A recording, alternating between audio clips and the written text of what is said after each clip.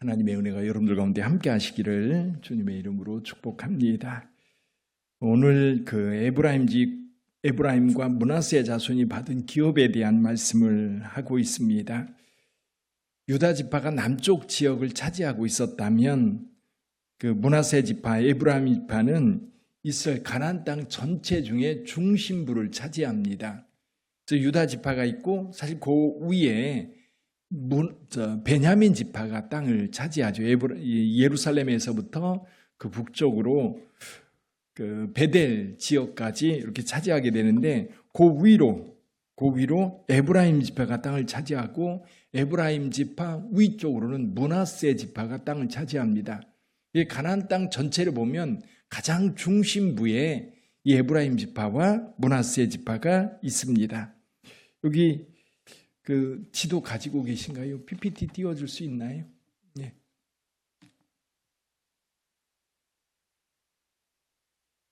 PPT 보면 됩니다.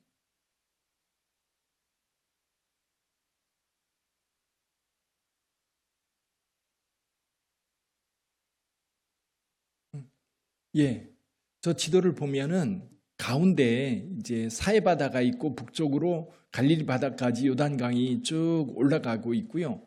여러분들이 볼 때에 왼쪽 편에 보면 유다가 있고 유다 위에 베냐민 지파가 있고 서쪽 편으로는 단 지파 그리고 에브라임 지파 또 그 위쪽으로는 므낫세 지파가 있습니다. 근데 므낫세 지파는 양쪽에 있지요. 동쪽 편에도 있고 서쪽 편에도 있습니다. 이게 므낫세 지파는 땅이 두 지역을 차지하게 되는데 동쪽 편, 서쪽 편 이렇게 두 부분에 있습니다. 특히 오늘 보고 싶은 부분은 에브라임 지파 땅입니다. 에브라임 지파. 여러분 서쪽 편, 요단 서쪽 편 전체를 보면 가장 중심부에 에브라임이 차지하고 있습니다. 여러분 어느 나라든지요, 수도라든지 이런 것들은 이 국토 전체가 있으면 한쪽에 치우쳐 있지 않습니다. 거의 중심부에 수도가 있거든요. 근데 여기 이스라엘 같은 경우도 가나안 땅을 정착했을 때 그 중심 지역이 세겜 또는 실로, 베델 이런 지역이었거든요. 이제 가나안 땅의 이제 사사 시대를 보면 주로 세겜이라든지 베델, 실로 이 지역이 중심지가 되어서 하나님을 예배하기 위해서 모였던 곳이거든요.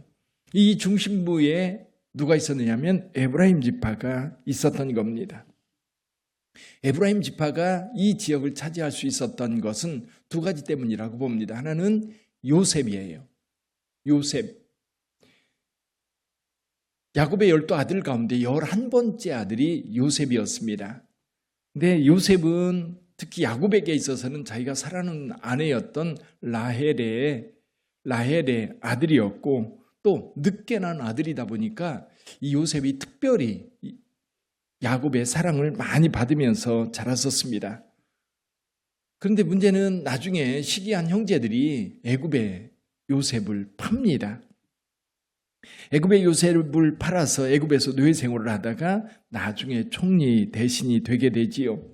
그런데 요셉은 애굽의 노예로 팔려갔을 때 어떤 믿음이 있었느냐면 예전에 하나님께서 꿈을 꾸게 하셨고 그 꿈을 믿음으로 받아들였던 겁니다. 지금 어렵고 힘든 상황이지만 하나님께서 주셨던 그 꿈을 품고 있다 보니까 지금 상황에서도 하나님께서 어떤 상황이든 선하게 이끌 거라고 하는 확신이 있었어요. 그래서 노예로 살다가 감옥에서 살다가 결국 나중에 애굽의 총리 대신이 됩니다. 그리고 나서 나중에 이제 가뭄이 들어서 이 가뭄 때에 이 요셉의 가족들, 형제들과 부모님들이 이제 양식을 얻기 위해서 애굽에 왔을 때 그들을 받아들이게 됩니다. 형들은 요셉을 판 것 때문에 두려워했지만 요셉은 이렇게 고백합니다. 우리를 구원하기 위해서, 형들을 구원하기 위해서 하나님께서 나를 먼저 애굽에 보낸 거다. 하나님의 섭리로 해석을 했던 겁니다. 분명히 이것은 형들의 범죄였어요. 형들의 악이었습니다. 근데 그걸 악으로 받아들이지 않고 요셉은 어떻게 했어요?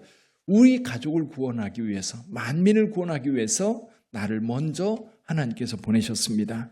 그러니 걱정하지 말라고 믿음의 고백을 했고 그리고 나중에는 요셉이 그 가족 전체를 책임졌던 겁니다.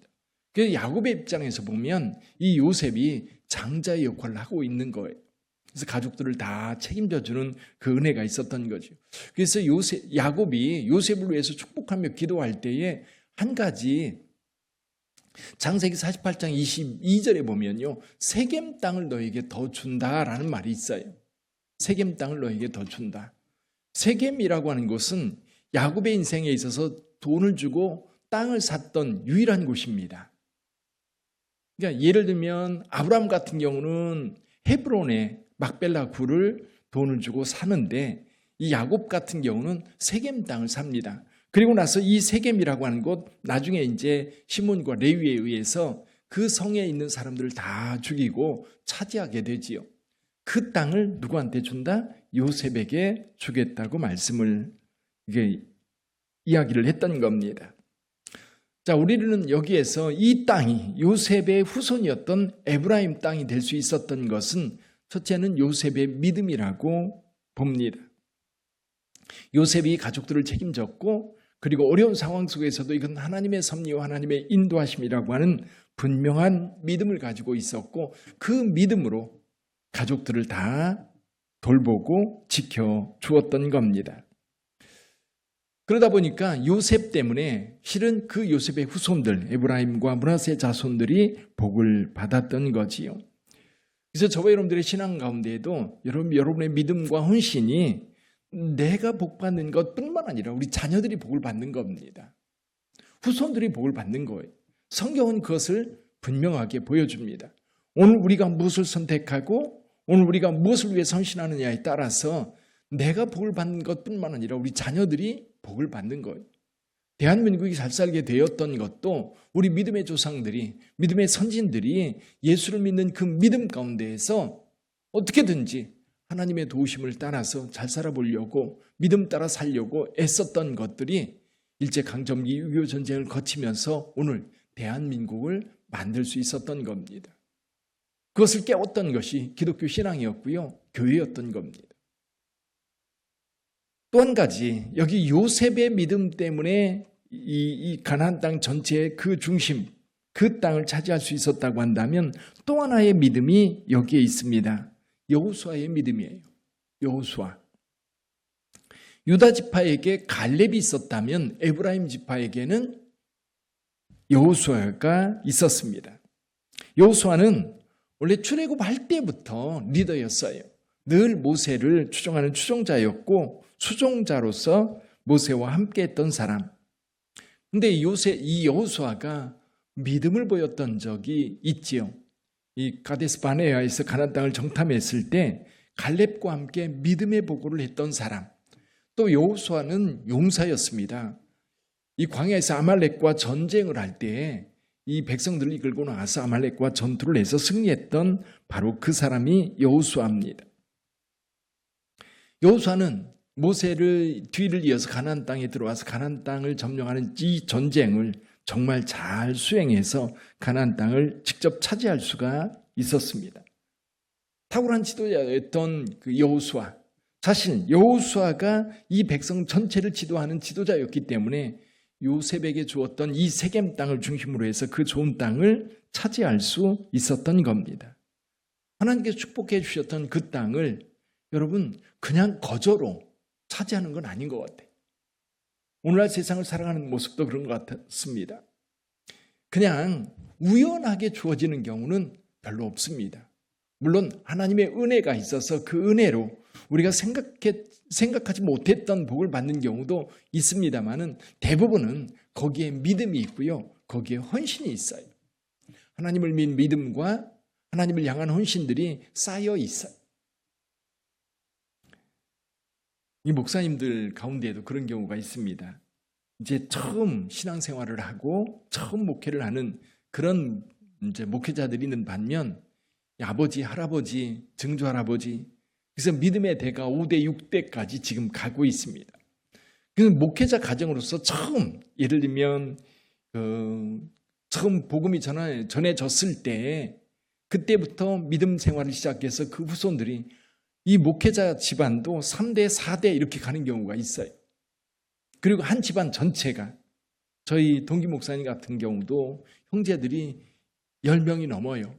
근데 그 모든 형제들이 전부 다 목회를 해요.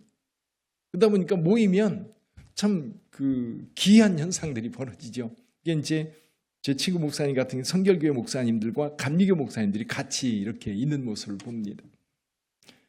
보면 정말 하나님께서 복 주시는구나. 아버지의 믿음, 할아버지의 믿음들이 다 쌓여서 그 후손들에게 주어지는 복이 대단하구나, 그런 생각을 할 때가 있습니다. 근데 오늘 본문의 말씀을 통해서도 요셉의 믿음과 여호수아의 믿음이 에브라임 지파가 그 좋은 땅을 차지할 수 있었고 그 자손들이 복을 받을 수 있었던 겁니다. 또 그 복을 지키는 것은 또 다른 문제인 것 같아요. 그 믿음의 선진들을 통해서 받은 그 복을 내가 지켜가는 것은 또 내 몫인 것 같아요. 그래서 나중에 이제 이스라엘 백성들이 그 믿음을 다 지켜가는 역사를 쭉 훑어보다 보면 그 믿음을 지켜갔던 지파가 바로 유다 지파였어요. 그래서 오늘 우리가 생각할 것은 오늘 우리의 믿음과 우리의 헌신이 우리 자녀들, 후손들에게 복이 된다는 사실을 여러분 꼭 기억하고 그 믿음을 잘 지켜가는 저와 여러분들이 되기를 주님의 이름으로 축복합니다. 기도하겠습니다.